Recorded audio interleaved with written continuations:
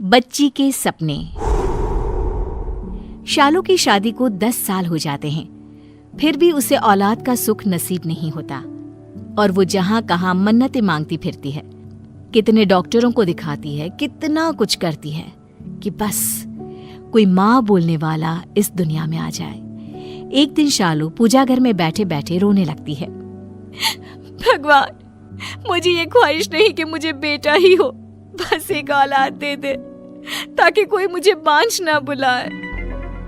इतने में ही राहुल वहां आ जाता है और शालू से कहता है, अरे भाग्यवान, ऐसा क्यों सोचती हो? हमारे आंगन में भी जल्द ही किलहारी गुंजेगी। इतने में ही शालू को उल्टियां होने लगती है और उसका मन खट्टा होने लगता है। राहुल तुरंत डॉक्टर को घर बुलाता है। पता नहीं शालू को अचानक क्या हुआ है, उसकी तबीयत खराब होने लगी तो मुझे जल्दबाजी में आपको बुलाना पड़ा। राहुल जी, चिंता की कोई बात नहीं है। जिस खुशी का आप बेसब्री से इंतजार कर रहे थे, वो खुशी आपको मिल गई। अरे, आप पिता बनने वाले हैं। क्या क्या सच कह रहे हैं आप? भगवान ने मेरी सुन ली। शालू और राहुल खुशी के मारे फूले नहीं समाते हैं और ये खुशखबरी पूरे मोहल्ले और अपने सारे रिश्तेदारों में भिजवाते हैं। मिठाइयाँ बांटते हैं। ये खुशखबरी सुन उसकी पड़ोसन सोनी जलकर राख हो जाती है और मन ही मन कहती है, ये कैसे हो सकता है? अब मैं इसे ताने कैसे मारूंगी?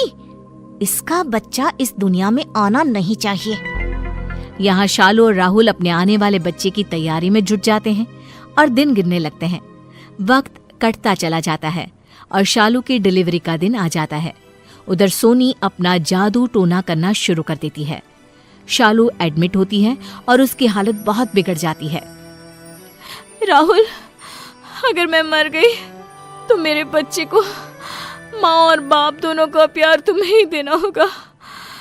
मुझे इस बात की खुशी होगी कि मैं बांझ नहीं मरी।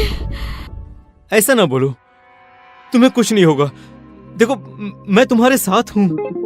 डॉक्टर शालू को ऑपरेशन थिएटर में ले जाते हैं और राहुल डॉक्टर से कहता है, डॉक्टर, मेरी वाइफ को कुछ नहीं होना चाहिए। चाहे मेरा बच्चा इस दुनिया में रहे या ना रहे, मैं शालू के बिना नहीं रह सकता। प्लीज। देखिए, मैं अपनी पूरी कोशिश करूंगा माँ और बच्चे दोनों को बचाने की। डिलीवरी के समय सोनी का काला जादू काम कर जाता है और शालू का बच्चा मर जाता है। राहुल इस बात को छुपा लेता है और तुरंत बगल के अनाथ आश्रम से एक बच्ची गोद लाकर शालू के पास लाकर रख देता है। डॉक्टर, प्लीज आप ये बात किसी को मत बताइएगा कि शालू ने मरी हुई बच्ची को जन्म दिया है, नहीं तो मेरी शालू मर जाएगी। देखिए, आप बेफिक्र रहिए। डॉक्टर का काम किसी को जिंदगी देना है, लेना नहीं। शालू को होश आ जाता है और वो अपनी बच्ची को देखकर खुशी से फूले नहीं समाती। आज से मेरी गुड़िया का नाम अंजलि होगा। राहुल शालू को हॉस्पिटल से छुट्टी दिलाकर घर ले आता है और उधर सोनी शालू के हाथ में बच्चा देखकर सोच में पड़ जाती है। मेरा वार खाली नहीं जा सकता है। इस दुनिया में आ तो गई है, लेकिन आगे नहीं बचेगी। सोनी अपनी तंत्र विद्या करने लगती है। इधर शालू अंजलि को पालने में लगी रहती है। अंजलि 10 साल की हो जाती है, लेकिन सोनी का एक भी जादू उस पर काम नहीं करता। एक दिन अंजलि को एक बहुत बुरा सपना आता है और वो चौंक उठती है। क्या हुआ मेरी बच्ची? तुझे इतने पसीने क्यों आ रहे हैं बेटा? मम्मा, मैंने एक बहुत बुरा सपना देखा।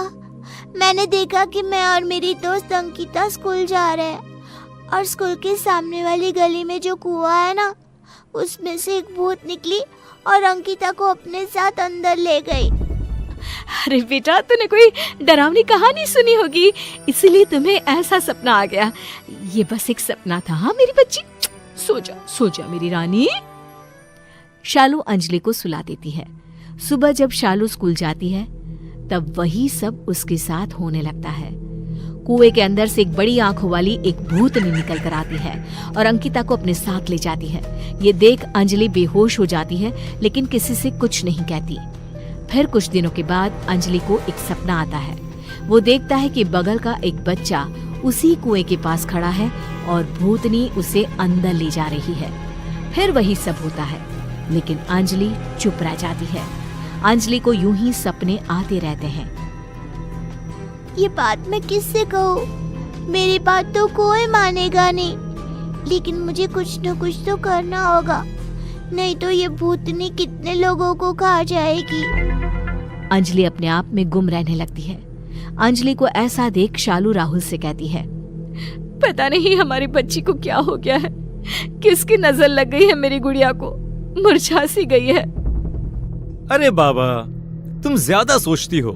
बेटी अब बड़ी हो रही है, पढ़ाई की कुछ टेंशन होगी। हाँ, तुम ठीक कहते हो। कुछ दिनों बाद अंजलि को फिर एक सपना आता है और वो देखती है कि राहुल के पीछे एक काला साया है जो उसका पीछा कर रही है। साये को देखकर राहुल भागने लगता है और वो साया राहुल को भगाते भगाते उसी कुएं के पास ले जाती है जहां अंकिता गई थी। साया राहुल को कुएं में गिरा देती है। अंजलि चौंक कर उठ जाती है और राहुल के पास जाकर उसे सब कुछ बता देती है। पापा, मैं आज आपको कहीं नहीं जाने दूंगी।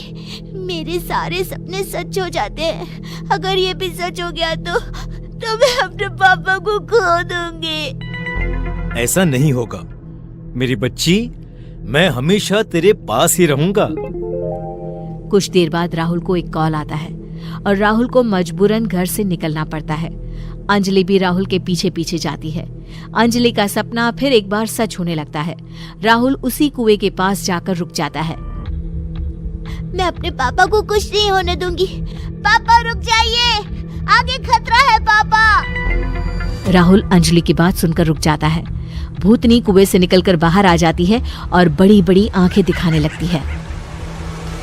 तू नहीं बचा पाएगी इसे मरना ही होगा।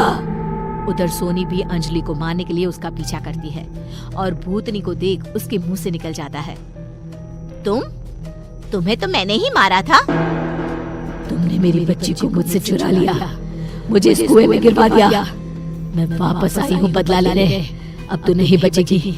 बता मेरी बेटी कहाँ है? भूतनी कुएं से बाहर आकर सोनी का गला दबा देती है।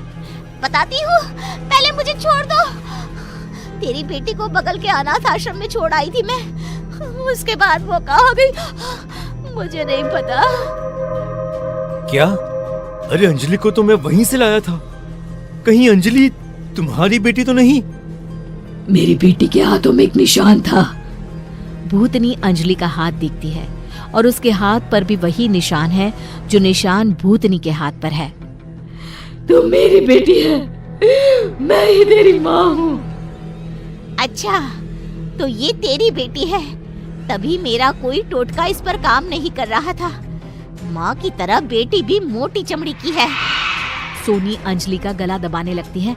तभी भूतनी खूंखार बन सोनी का पेट फाड़ देती है और उसे कुएं में फेंक देती है। अंजलि रोने लगती है। मम्मा, आपने मुझे एक बार फिर नई जिंदगी दी है। मैं आपको इस तरह नहीं देख सकती हूँ। आप अब भगवान के पास चले जाइए।